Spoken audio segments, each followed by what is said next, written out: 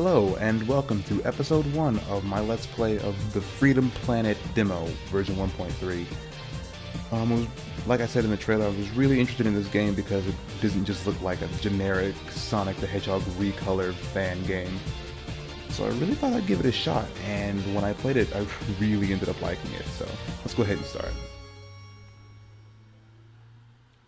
So basically, because this is the demo, you don't have the adventure mode. You just have time attack and options, and all you can change in the options is difficulty and the controls. Maybe some more options will be put into the final version, but as for now, all you can do is just change the controls and difficulty. So let's go ahead and start the time attack mode. Okay, in the game there are two characters you can choose from, Lilac and Carol, the third character that will probably be released in a later update or the final game. I won't really talk about here. Lilac, the Dragon Girl, she's supposed to be the fastest and most agile of them, but she has to go through a lot more difficult kind of jumping in order to get through the game. Meanwhile, Carol, she's not as strong and she's not as fast, but she has jump pads and motorcycles to help her through some of the tougher obstacles in the game. So while I'll be doing this, I'll be playing the first level as both Lilac and Carol. I won't be going to Shangmu Academy, which is really just a bunch of trials, unless maybe someone asks me. And if it is possible to unlock these, I'll be playing a lot. And if it is possible to unlock these, I'll play them as I unlock them. So let's go ahead and go to Dragon Valley.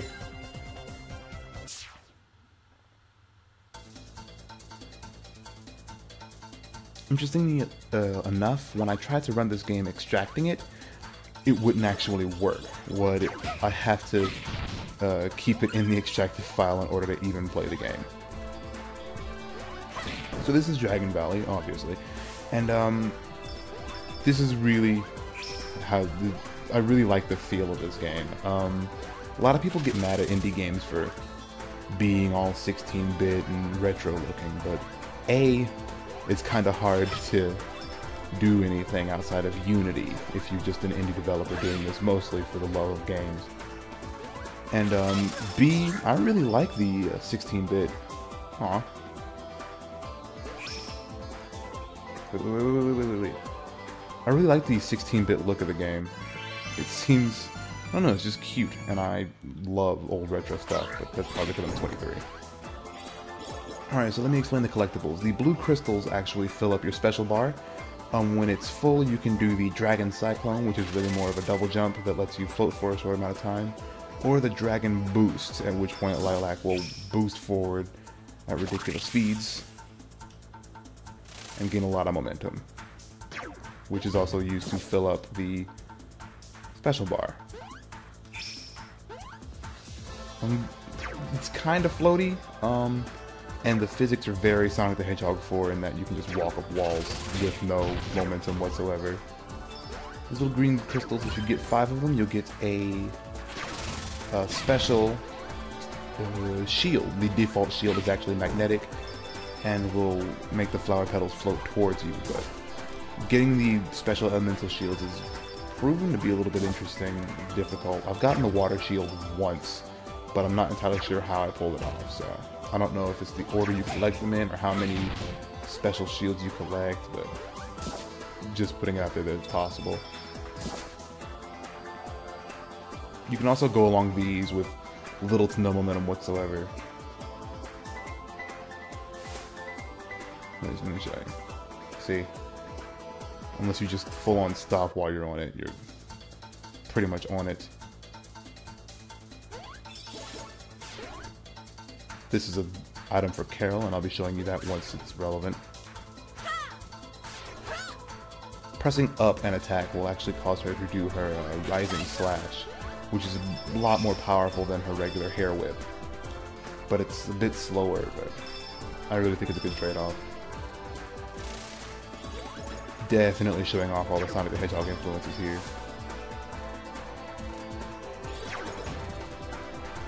And here's our first mini-boss.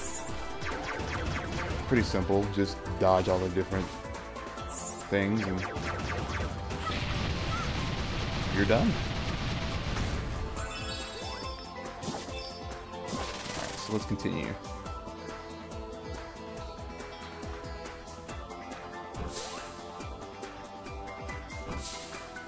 Yeah.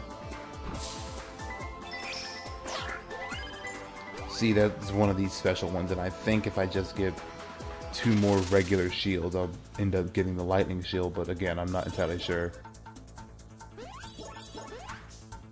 Let's see. Crap.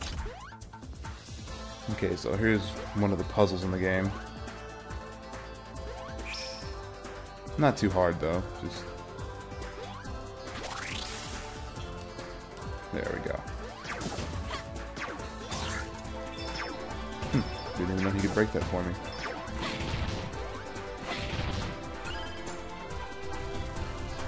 Just push this down here, and push this onto this button. Problem solved. Now this looks like a speed boost power-up, but it isn't. What it does is give you very quickly recharging special meters, so... Let's see if that's any indication. So this really lets you go crazy and show off what she can do.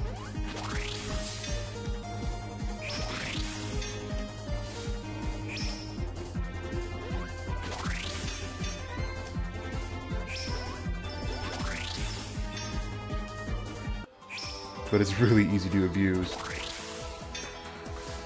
Oh, there we go. Lilac's move is really hard to control, but if you're trying to get over a big gap, it's really, really useful. I think I've already used it for that. Yeah, this is the default shield with the flower petals. What it does is it brings... what it does is it brings all the flower petals to you, so... Let's see. Full health. Alright, here's the first instance of the boss in the game. His pattern is pretty simple and his weakness is pretty easy to see. It's the little armored bits on his body. When he gets out of the hole, he'll shoot some fire at you, and all I have to do is dodge that. Hit the little armored bits, and then his head will be. Let's see.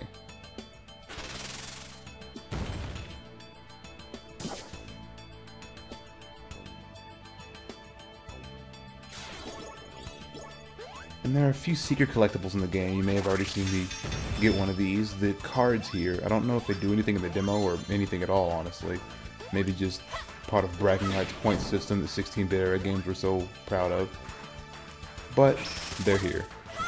For what purpose, I'm not entirely sure.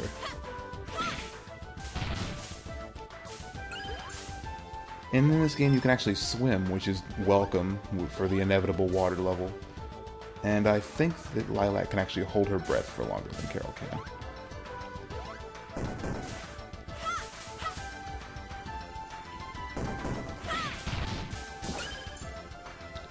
While I was doing research for the game, I saw that one of the goals of the game existing was to show that it was to, you know, show positive female characters or interesting girl characters in video games.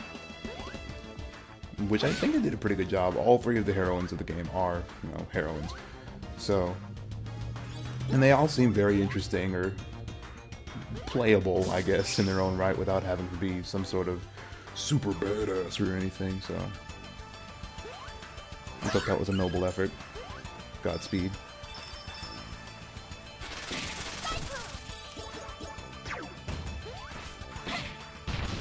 One thing I like about it is that the ducking actually seems to do something. Like usually in 16-bit games, it doesn't really move your hitbox at all. All it really does is make your sprite just go lower. But it's a pretty effective dodge.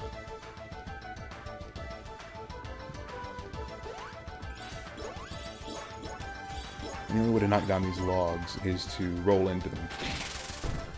It conveyed that fairly decently earlier, and the little arrow shows that you can push it. So I like that it teaches the player how to do things without actually having to outright say, hey, do this to do this.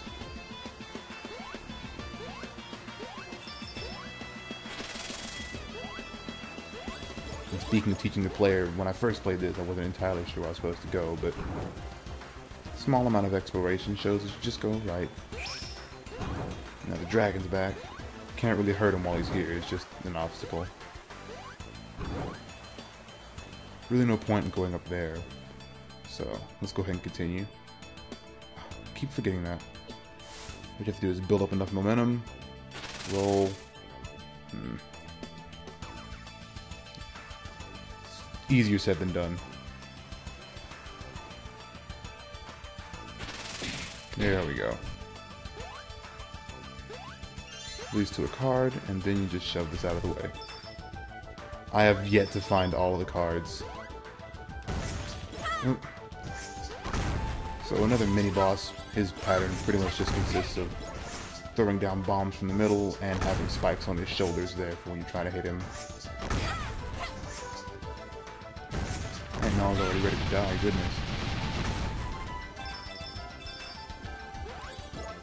While I was playing, I pretty much learned that the only real differences between the difficulties is the amount of damage you take and the amount of damage you start out with. Because if you noticed, when I started this level, I only had 3 petals of life. Out of a possible, I think, 6. Ah, that's welcome. All I have to do is just follow this boulder down here, and it'll open up more of the stage for us. And much like Sonic, there are little air bubbles to help you on your way.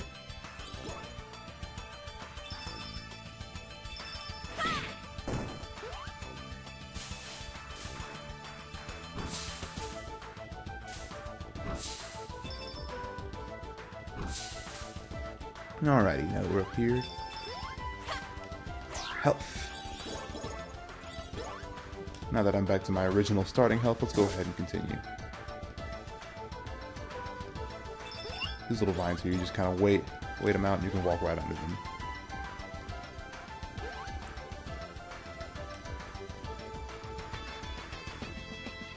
And here comes a chase sequence.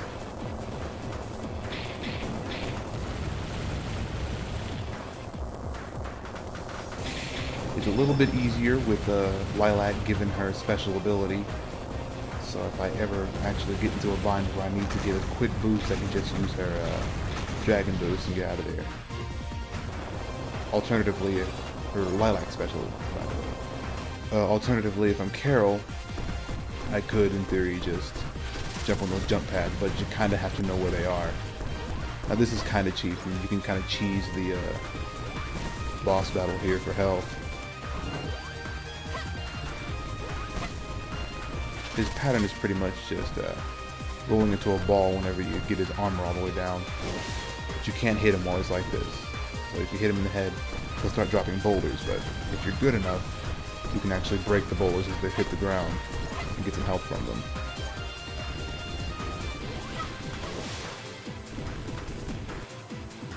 Not a difficult boss by any means, but that's to be expected. It's only the first level.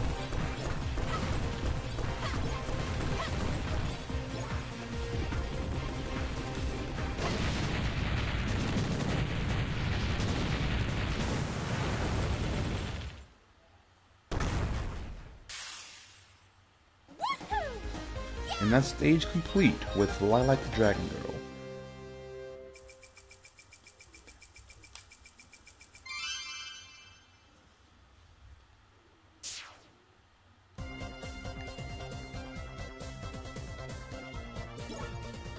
"11 minutes, not bad. I only found 2 cards though. Whatever. Stay tuned for next time when I go through that same level with Carol the Wildcat.